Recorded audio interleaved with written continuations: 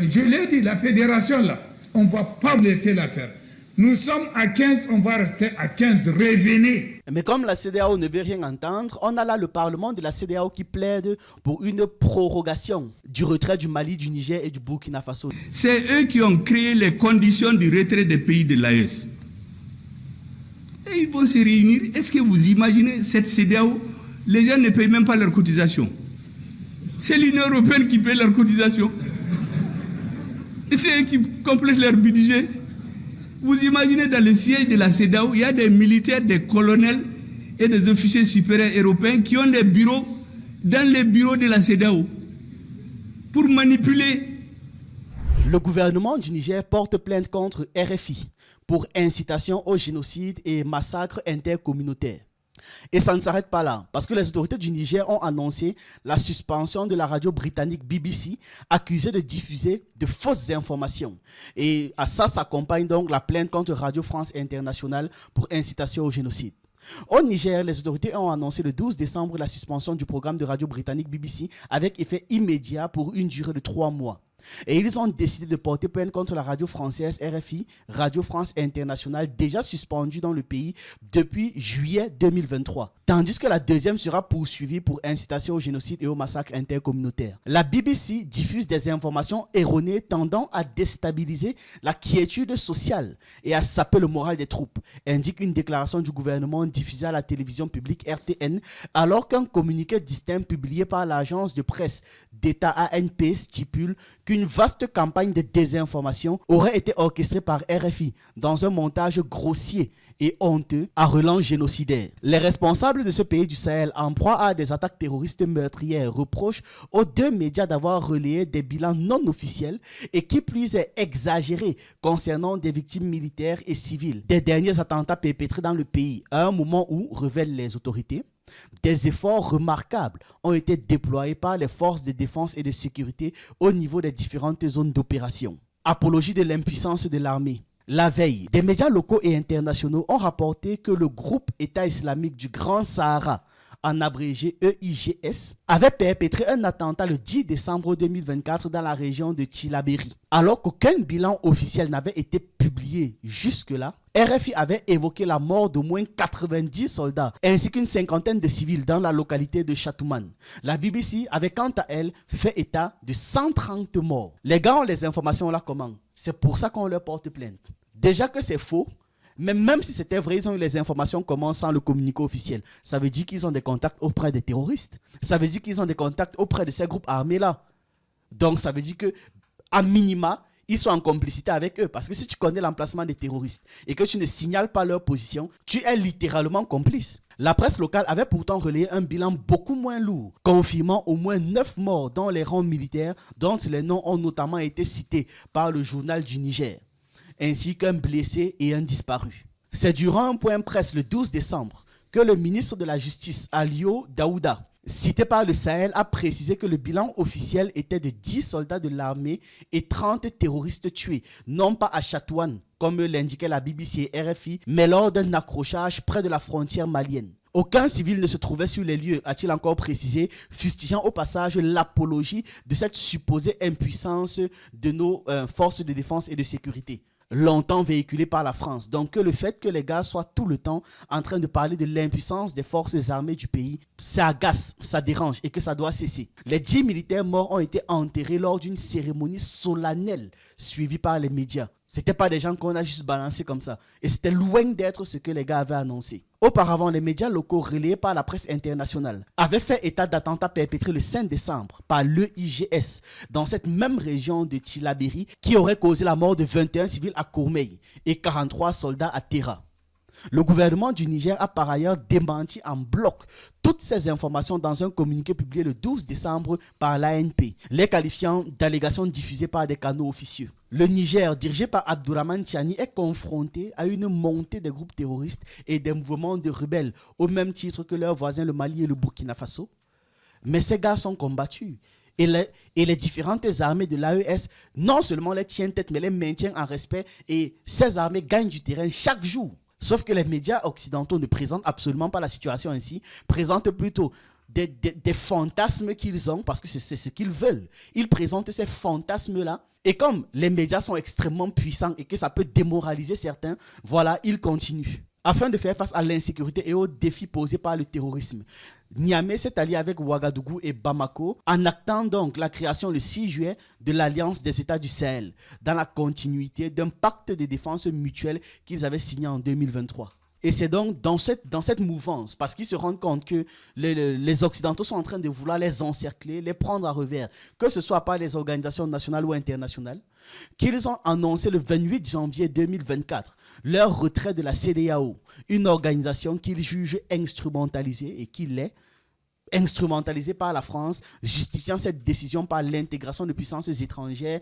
et la non-assistance de la CEDEAO dans leurs différentes luttes et dans leurs différents combats. Mais le but, ce n'est pas de couper tout lien. Parce que la Confédération des États du Sahel a déclaré un espace sans visa pour les ressortissants de la CEDEAO, leur accordant le droit de circuler, de résider et de s'établir dans leur territoire en respectant les lois en vigueur dans chaque territoire. Et on peut donc écouter Abdoulaye Diop, le ministre malien des Affaires étrangères, se positionner là-dessus et lire le communiqué qui date du 14 décembre 2024. Déclare 1. La Confédération des États du Sahel, AES, est un espace sans visa pour tout ressortissant des États membres de la Communauté économique des États de l'Afrique de l'Ouest, CEDEAO. 2. Les ressortissants de la CEDEAO ont le droit d'entrer, de circuler, de résider, de s'établir et de sortir sur le territoire des États membres de la Confédération des États du Sahel dans le respect des textes nationaux en vigueur. 3. Toutefois, les États membres de la Confédération des États du Sahel se réservent le droit, conformément à leurs lois et règlements, de refuser l'entrée sur leur territoire à tout ressortissant de la CEDEAO entrant dans la catégorie des immigrants inadmissibles. 4. Les véhicules particuliers immatriculés sur le territoire d'un État membre de la CEDEAO pourront entrer sur le territoire d'un État membre de la Confédération, conformément aux textes en vigueur. 5.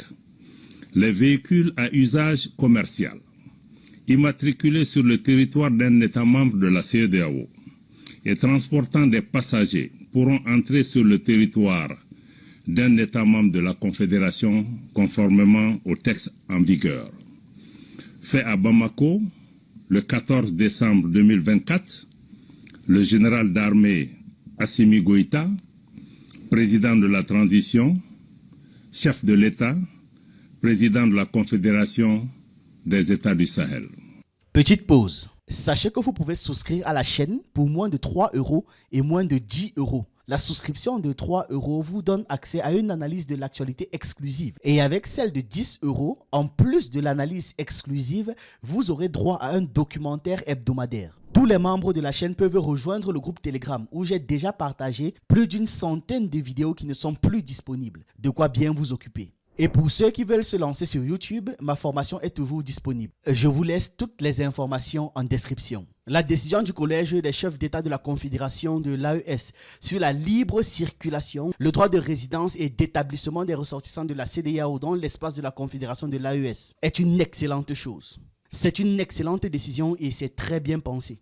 Parce que la décision marque l'irrévocabilité de la sortie du Burkina Faso, du Mali et du Niger de la CEDEAO et démontre de facto l'argument selon lequel cette sortie aurait un impact négatif sur les populations. Non, vu qu'ils viennent clairement de dire que rien ne change. Les gars de la CEDEAO peuvent circuler, résider, aller, sortir, échanger et j'en passe. Donc là maintenant ils sont coincés, la CEDEAO est coincée, elle ne peut plus dire oui, ça va nous bloquer, il y aura un impact sur nos populations. Non, quel impact?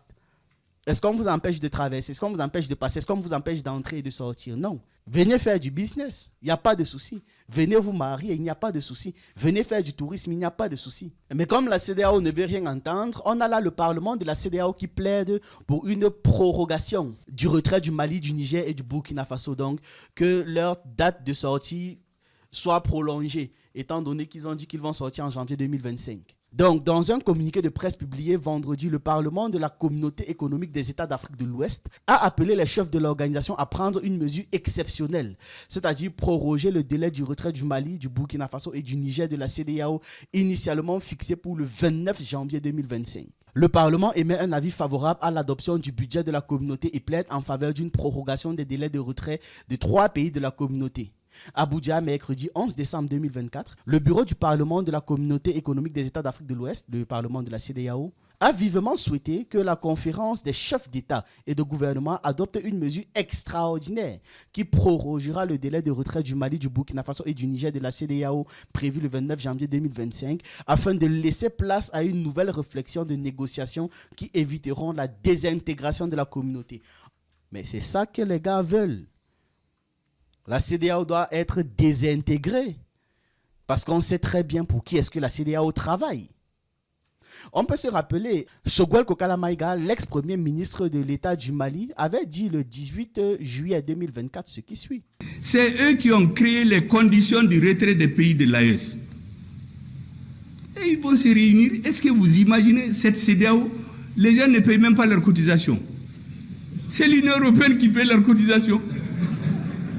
Et c'est eux qui complètent leur budget. Vous imaginez dans le siège de la CEDEAO, il y a des militaires, des colonels et des officiers supérieurs européens qui ont des bureaux dans les bureaux de la CEDEAO pour manipuler. Vous avez vu le dernier sommet? C'est une ministre d'un autre pays qui vient.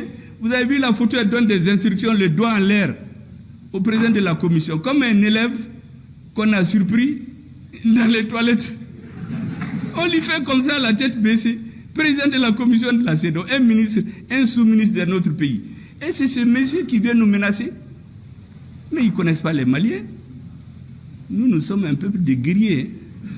On a renvoyé les Français. Et tous les présidents qui se sont attaqués au Mali en Afrique, ils ont tous mal fini. Et c'est pourquoi j'ai dit à tout le monde, laissez-nous en paix. Nous réglons nos problèmes, réglez vos problèmes. Mais tout État, tout dirigeant qui va s'attaquer au Mali, utiliser le Mali comme commerce pour rester au pouvoir, Dieu va le sanctionner. Je peux en citer à floraison, pour des raisons diplomatiques, je ne vais rien dire. Mais ceux qui s'acharnent contre nous, qui savent ce qui les attend, on ne mettra pas de bases étrangères chez nous.